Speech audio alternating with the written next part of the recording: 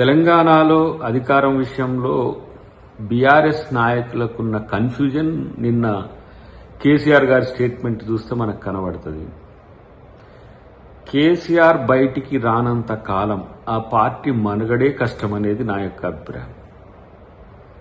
ఎందుకంటే సరే గత ముఖ్యమంత్రిగా తెలంగాణ ఉద్యమకారునిగా లేకపోతే ఆయనకి ఏమన్నా ఉన్నా దాన్ని ఏమైనా బయటికి వచ్చి కొట్లాడితే పార్టీ బతికే అవకాశం ఉంది తప్పితే అధికారం అనేది కల్లా. ఒకటి ఏంటి, కేటీఆర్ నాయకత్వాన్ని ముందుకు నెట్టిండు, టెస్ట్ చేస్తున్నాడు, ఆయన ఫెయిల్ అవుతున్నాడు.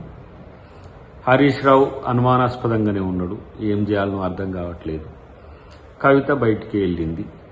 ఇక ఉన్న వాళ్ళంతా మామూలు వాళ్ళు, ఎవరు అది వాళ్ళ చుట్టూ ఉన్న పరివారంలో.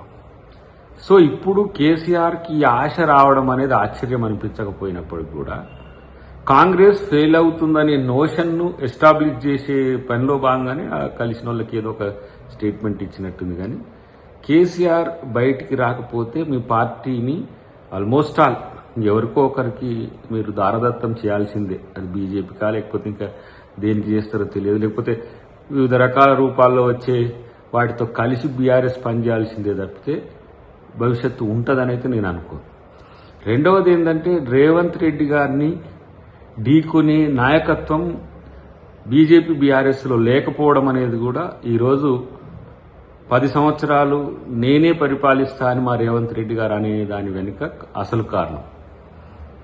బీజేపీలో నాయకత్వ పోరు ఉన్నది, వాళ్ళ మధ్యన కొట్లాట ఉన్నది. రేవంత్ రెడ్డి గారి స్థాయి నాయకుడు అక్కడ లేడు.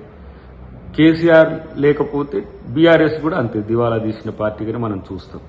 కాబట్టి ఇవాళ అభివృద్ధి సంక్షేమాన్ని 2 కళ్ళుగా ముందుకు తీసుకుపోవడం ఒక ఎత్తు అయితే, రాష్ట్రాన్ని మరో అడుగు ముందుకు వేసే విధంగా ఆయన చేసిన ఏదైతే ఈ గ్లోబల్ రైజింగ్ ఇది ఏదైతే సమ్మిట్ ఉందో దాని ద్వారా మన ప్రతిభ, తెలంగాణ ప్రతిభ ప్రపంచానికి తెలిసే అవకాశం ఉంటుంది.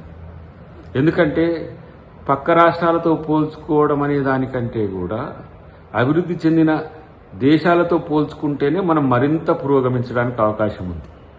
దానిలో భాగంగానే ఇప్పుడు ప్యూర్ రేర్ అనేది కూడా వారు తీసుకురావడం ఉన్నది. అది ఆ డాక్యుమెంట్స్ యొక్క గరిబని కనుక తెలుసుకోగలిగితే బీఆర్ఎస్ కానీ బీజేపీ కానీ what is the vision of the Revanth Reddy అనేది మీకు అర్థమవుతుంది. కాబట్టి ఊరికనే ఏదో పొలిటికల్ స్టేట్మెంట్స్ ఇచ్చేసి మేము ఇంకా మాకు ఆశలు ఉన్నాయి, మా ఆశలు అడి ఆశలు కాలేదు అనేటట్టుగా కేసీఆర్ మాట్లాడినా, బీఆర్ఎస్ మాట్లాడినా, లేదంటే బీజేపీ మాట్లాడినా, ఎవరు మాట్లాడినా కూడా ప్రజలు గమనిస్తున్నారు. అది ఈరోజు ప్రజామోదమే కాదు, సర్వామోదం రేవంత్ రెడ్డి గారి వైపు రావడం వల్లనే ఇలా కాంగ్రెస్ పార్టీకి ఒక బలమైన నాయకత్వం ఈరోజు వచ్చింది. డెఫినెట్గా తెలంగాణ ఇచ్చిన కాంగ్రెస్ పార్టీ నేతృత్వంలోనే తెలంగాణ అభివృద్ధి కూడా జరగబోతుందనేది ప్రజలు కోరుకుంటున్నారు, ప్రజలు అనుకుంటున్నారు. కాబట్టి ఈ స్థానిక సంస్థల్లో ఇప్పుడు సర్పంచ్ ఎన్నికల కొరకు, లేకపోతే జూబ్లీహిల్స్ ఎన్నికల కొరకు, లేకపోతే ఇంకో ఎన్నికల కొరకు రేవంత్ రెడ్డి గారు పనిచేస్తలేరు. తెలంగాణ సమగ్రాభివృద్ధి కొరకు పనిచేసే నాయకుడిగా ఈరోజు తెలంగాణ ప్రజలు చూస్తున్న అంశాన్ని బీఆర్ఎస్ బీజేపీ తెలుసుకుంటే మంచిదని చెప్పి నేను అనుకుంటున్నాను.